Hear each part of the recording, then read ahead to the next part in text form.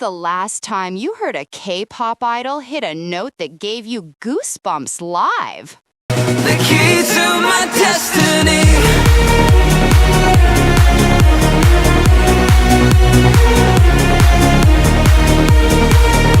But I still hold the key to my destiny.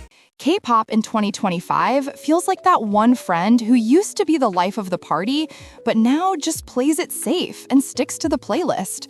The creativity? Fading. The risks? Almost gone. And the authenticity that made us fall in love with this genre in the first place? Slowly slipping through the cracks. Hello again, Rosieries, both old and new. Today, your least favorite K-tuber will run her mouth like she's jobless and makes you question why you even logged on in the first place. So grab a snack, because this one's gonna sting, or maybe not. Who cares?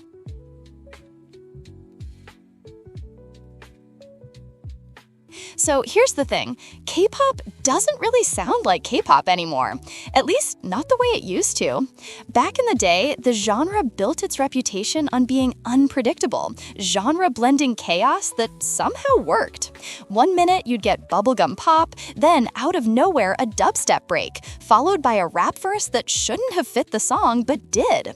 That messy, throw everything at the wall and see what sticks energy was part of the charm. It felt experimental. And yes, I get it. K-pop was inspired by international trends, so it was never original to begin with. However, what made it sound different from your regular-degular pop music was the mixture of K-pop's charm with international music. It felt uniquely Korean. Now, a lot of title tracks sound like they were pulled straight off a US Top 40 playlist with a thin layer of gloss slapped on. Why? Because K-pop became a global product. Labels figured out that Billboard charts and Spotify playlists are the new battlegrounds, and suddenly the music got safer, more polished, more familiar to Western ears. But with that came homogenization.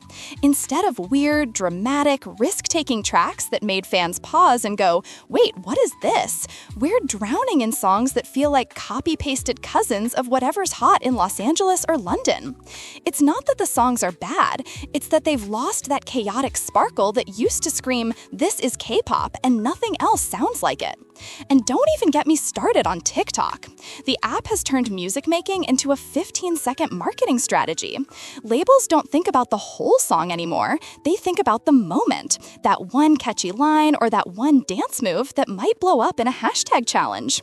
The rest of the track doesn't matter, as long as the hook is aggressive, loud, and replayable enough to get stuck in people's heads while they scroll. That's why so many songs now feel like they're missing something. Remember when bridges used to matter? When the middle of the song would completely switch gears, sometimes elevating the whole track into a full-blown climax? Yeah, those are basically extinct. Bridges are either watered down into a lazy instrumental drop or removed completely. Everything is written to chase the viral hook, which means verses and outros are sacrificed, and you're left with a skeleton of a song instead of a full story. And let's talk about the length. 2 minutes and 20 seconds. That's the new sweet spot. Why? Because shorter songs mean more replays, and more replays mean more streams. Simple math. But musically, it's a disaster. You can't properly build tension, deliver a satisfying chorus, throw in a surprise bridge, and close with a strong outro in under 3 minutes. So what you end up with is something that feels like a TikTok sound clip stretched just long enough to qualify as a song. It's fast food music, quick, convenience, but not exactly filling. The irony is K-pop used to pride itself on doing the opposite. It wasn't afraid to be theatrical, dramatic, even extra to the point of being campy. You'd have 5 different moods in one track, and somehow that chaos was the secret sauce. Fans loved it because no one else dared to do it. Now, the industry's chasing uniformity. Everyone's terrified of being too weird because being weird might not go viral. At the end of the day, it feels like we traded innovation for marketability. And sure, global recognition is amazing. Nobody's denying that K-pop deserves its place on the world stage. But at what cost? If everything starts to sound the same, if every song feels like it was made in a TikTok factory, then K-pop risks losing the very thing that made it special in the first place, its audacity to be different. The question is, will labels eventually realize that listeners are craving something unpredictable again? Or are we doomed to keep recycling Western pop formulas until fans get tired and move on? Because honestly, if K-pop loses its weirdness, it loses its soul, and no viral dance challenge is worth that.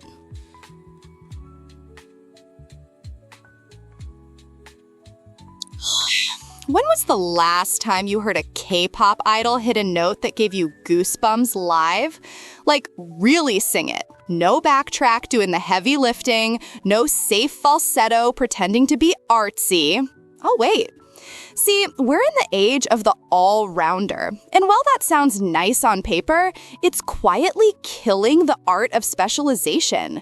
These days, every trainee is trained to be a jack of all trades. Sing a little, rap a little, dance a lot, and maybe toss in some charisma if you're lucky. And sure, the skill floor is higher. Most idols can hold a tune, learn choreography, and deliver at least one semi-passable rap verse. But the skill ceiling? That's dropped. Gone are the days when you had jaw-dropping main vocalists, people who could carry an entire group vocally, hit insane ad-libs on stage, and leave you thinking, wow, they're not just idols, they're singers. Now it feels like the industry would rather have 10 versatile performers who can do everything decently instead of one powerhouse that stands out. It's like trading in a Beyoncé for a lineup of solid but forgettable talent show contestants. Nobody's truly terrible, but where are the showstoppers? The ones who make you pause a performance and rewind just to hear that one note again? And let's talk about why this is happening. 2 words: shorter training time. With the global demand for K-pop skyrocketing, companies are in a constant rush to debut the next big group. Gone are the 7-year training horror stories. Now it's like, congrats, you trained for a year and a half? Cool, you're debuting. The problem? Foundational skills don't magically develop overnight. Vocal technique, breath control, stage presence, those take years of grueling practice. When that process gets chopped in half, you end up with idols who look the part but don't always sound the part, at least not without technological backup. Which brings me to the elephant in the room, lip-syncing and backtracking. The choreography these days is insane. Don't get me wrong, it's entertaining to watch. But here's the catch. It's basically impossible to pull off that level of non-stop, high-intensity dancing and belt out live vocals with precision. So what do companies do? They crank the backtrack up so loud you can't even tell if the mic is on. Or worse, they just lip-sync the whole thing and hope nobody notices. And yeah, I get it. It's not easy. Nobody's expecting idols to sound like Whitney Houston while breakdancing. But when every stage sounds identical to the studio version, when you can't tell the difference between a concert and a Spotify stream, it strips away the magic of live performance. Fans aren't just paying for a perfectly synchronized dance. They want the rawness, the unpredictability, the human element that comes from real live singing. What's sad is that previous generations managed to balance both. You had idols who could slay choreography and sound incredible on stage, even if they weren't flawless every single time. That imperfection made it exciting. It proved they were actually doing it live. Nowadays, it feels like companies would rather serve up a polished illusion than risk a single cracked note. So yeah, the stages are flashier, the idols are multi-talented, and the production is slicker than ever. But when the foundation, pure, unfiltered vocal performance, starts to slip away, you can't help but wonder if we're losing something essential. Because at the end of the day, the greatest idols aren't remembered for perfectly timed TikTok-ready moments. They're remembered for making you feel something when they opened their mouths and sang. And if K-pop keeps sanding down those raw edges in favor of safe, polished all-rounders, we might just forget what that felt like.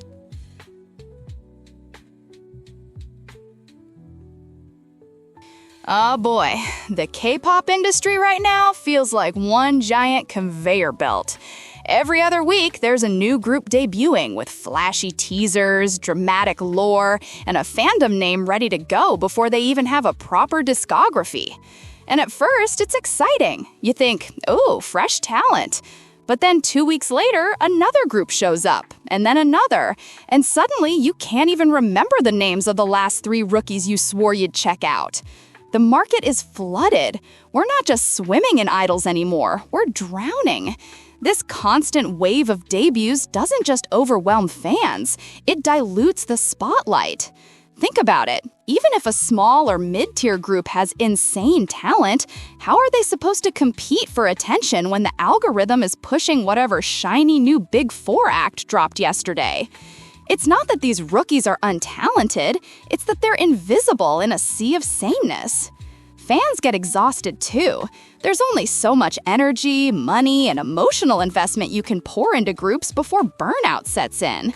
It's like K-pop speed dating. You barely have time to learn a member's name before the industry is shoving the next must-stand group in your face.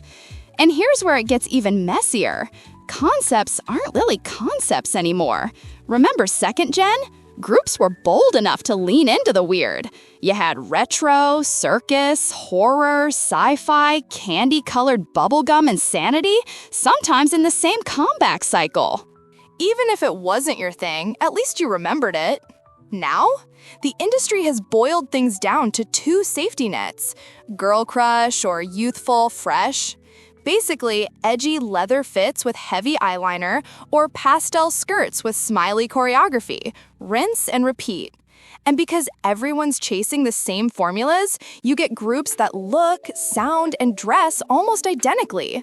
They're not individuals anymore. They're carbon copies of whatever worked last year. The scariest part? K-pop doesn't even feel like a music industry anymore. It's an IP machine. Songs are no longer the centerpiece. They're just the soundtrack to a bigger brand.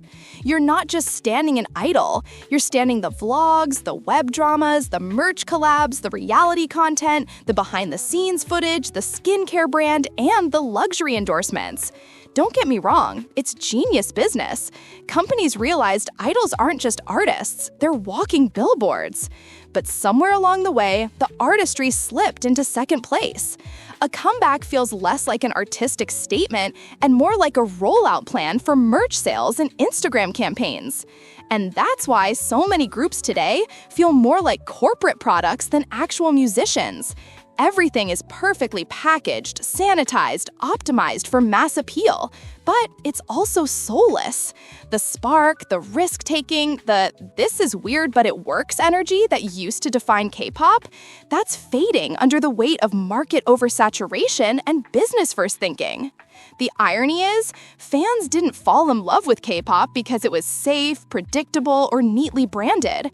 They fell for it because it was chaotic, because it felt different, because it dared to throw concepts at the wall and see what stuck. If the industry keeps flooding the market with identical groups while treating music as just one piece of a giant marketing pie, fans are going to keep checking out, not because they stopped loving K-pop, but because K-pop stopped giving them a reason to care. At this point, the question isn't which new group will break through, but will anyone even stand out long enough to be remembered?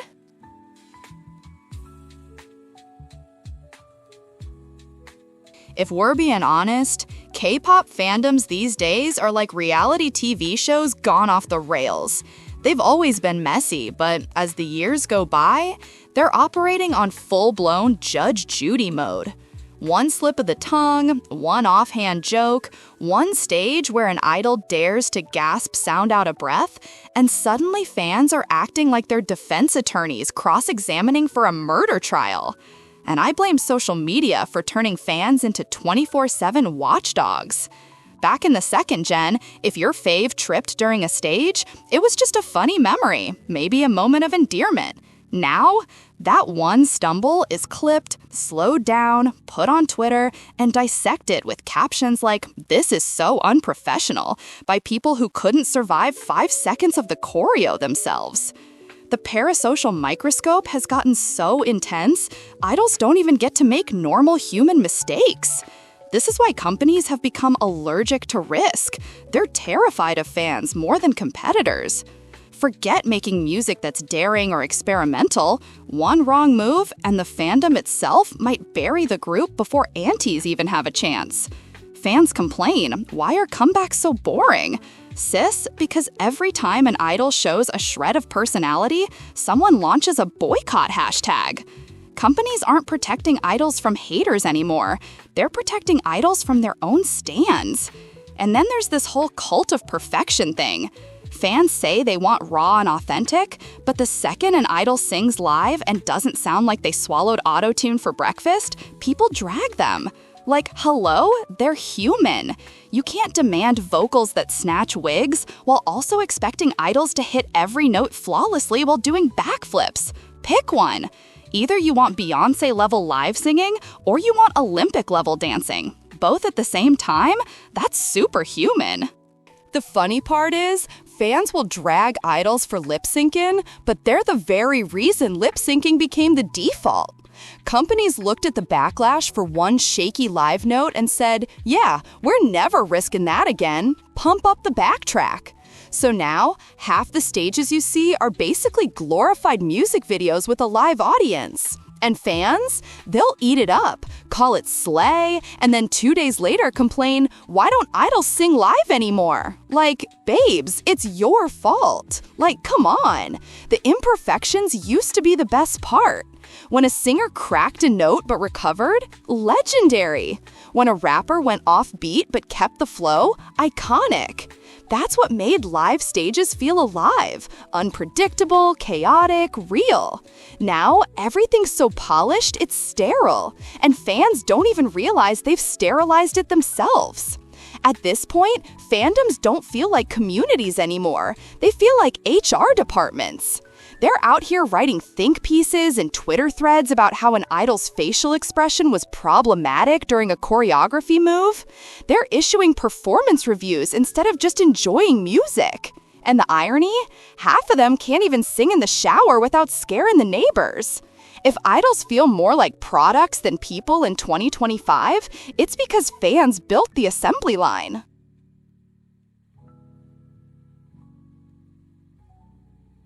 You know what really pains me about K-pop fandoms? It's the selective outrage.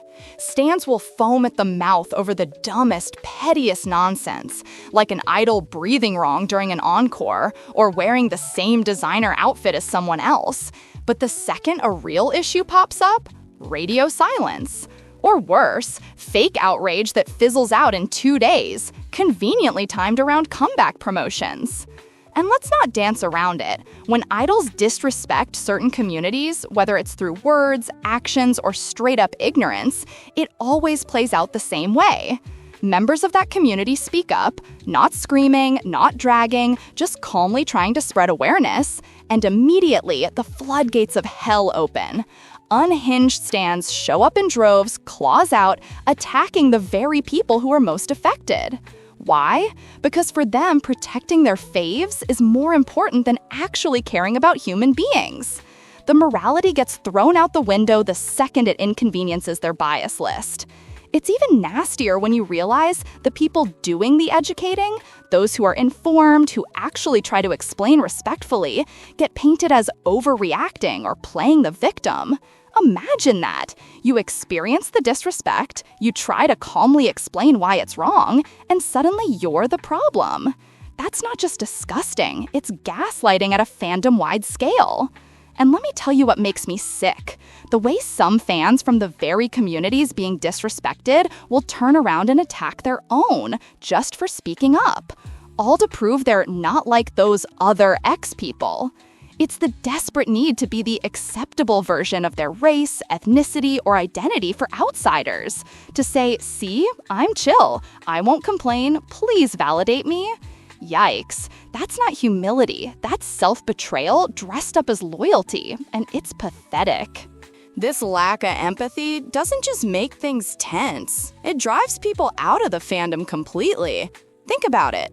Who wants to be part of a community where your voice gets trampled, your pain gets mocked, and your identity is constantly put on trial just so an idol can keep their fake, perfect image intact? The whole point of music is to connect, to feel seen, to find joy. But when fandom culture turns into a battlefield where certain communities are silenced or sacrificed, that joy gets sucked right out of the room. And the worst part? It doesn't have to be this way. Fans could easily choose unity over division. They could choose to listen instead of attack. They could decide that their idols surviving a scandal isn't more important than people surviving disrespect. But over and over again, they don't. And every time they pick their fave's image over someone's dignity, the fandom gets a little uglier, a little colder, a little harder to love. I wish this fandom culture could be more united than divided, more compassionate than defensive. But until stans learn that idols are not above accountability and that empathy matters more than trending hashtags, it's just gonna keep getting worse. And honestly, that's exhausting.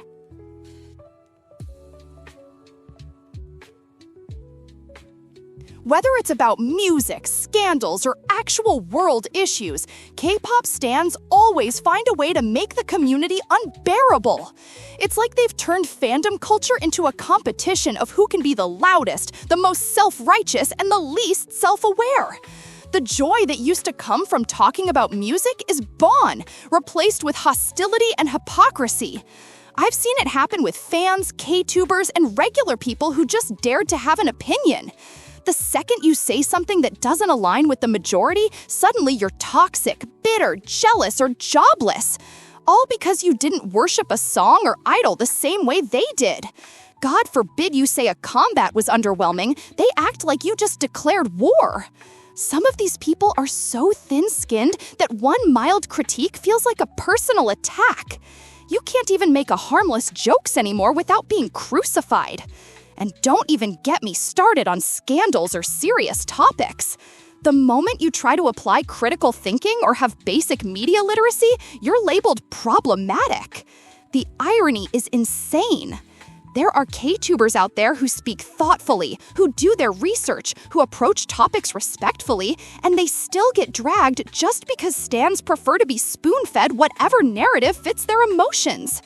It's like free speech only matters when it protects their comfort, never anyone else's.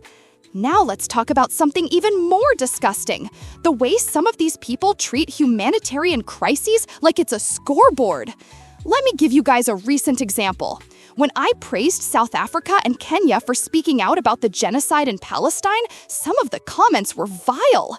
Instead of focusing on the issue itself, people tried to twist my words, accusing me of not caring about Boko Haram, what M23 did in Congo, and the genocide happening in Sudan.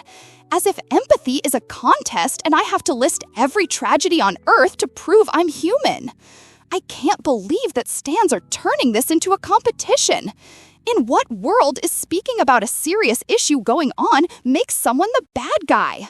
You don't know me. You don't know my values, my heart, or what I stand for.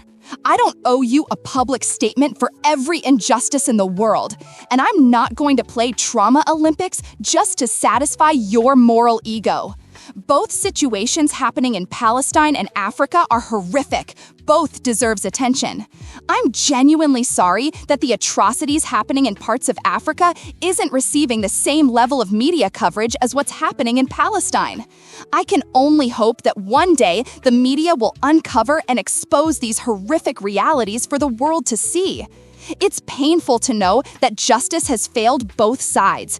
But what I don't understand is, why am I being attacked for speaking about Palestine at all?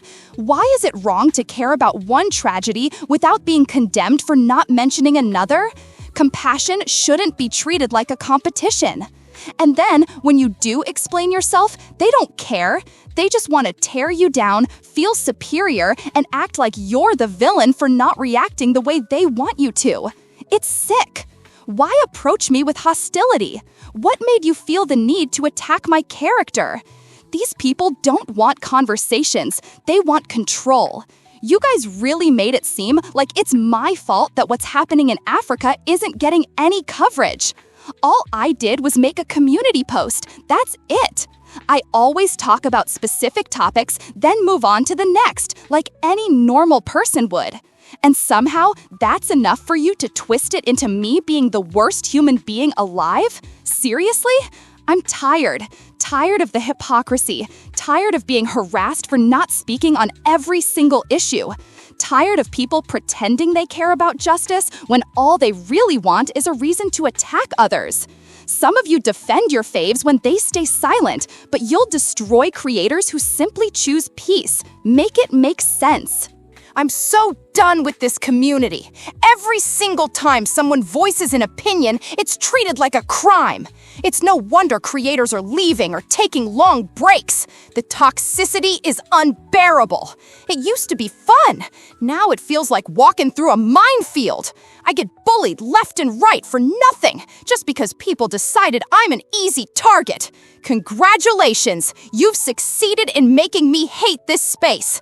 I'm done justifying myself. I'm done defending myself. You've already written your false narrative about who I am, and no matter what I say, you'll twist it to fit your agenda. You don't want understanding, you want outrage, and I refuse to keep feeding into that. I'm over it. In the end, K-pop's decline isn't about it dying, it's about the side effects of global success. The industry traded risk and raw creativity for safety, trends, and scale, and in that shift, some of the magic faded. Not to mention the lack of empathy and weaponizing free speech from toxic stans. Anyway, that's all from me, Rosieries. If you liked this video, don't forget to like, subscribe, and hit that notification bell so you don't miss the next one. I'll see you soon, I guess. Bye!